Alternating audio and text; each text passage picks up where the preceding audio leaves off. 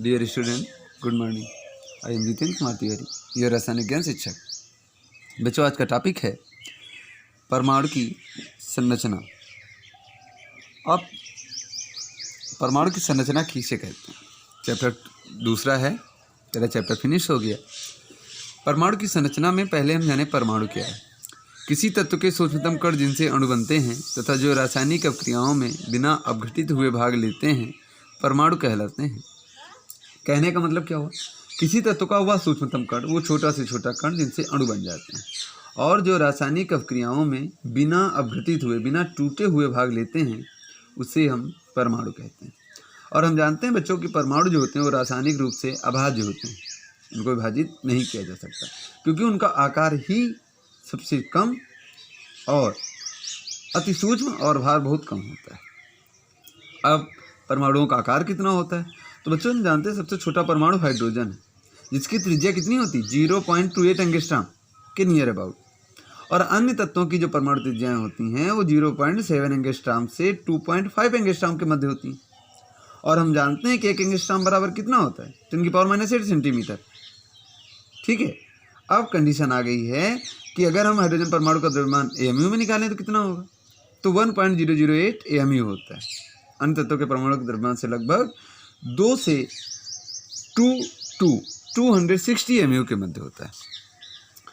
परमाणुओं के प्रमुख मूल घटक की बात हम करेंगे तो परमाणुओं के प्रमुख मूल घटक कौन कौन से हैं? कंपलसरी है इलेक्ट्रॉन, प्रोटॉन, न्यूट्रॉन। अब इलेक्ट्रॉन किसे कहते हैं? तो इलेक्ट्रॉन अति सूक्ष्म ऋणावेशित कण है जिस पर 1 यूनिट ऋणावेश होता है।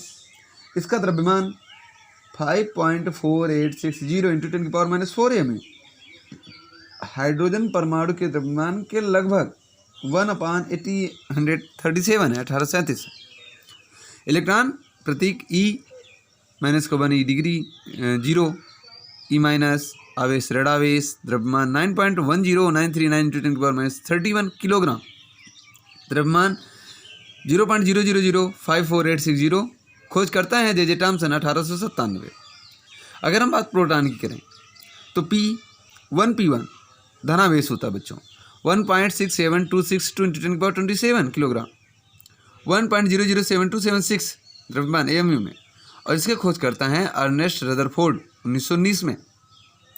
न्यूट्रॉन N0N1 आवेश उदासीन होता है 0, द्रव्यमान इसका जो होता है 1.67493 × 10⁻27 होता है, द्रव्यमान इसका 1.008665 होता है। और खोज करता कौन है? जेम्स चैडविक 1932 में।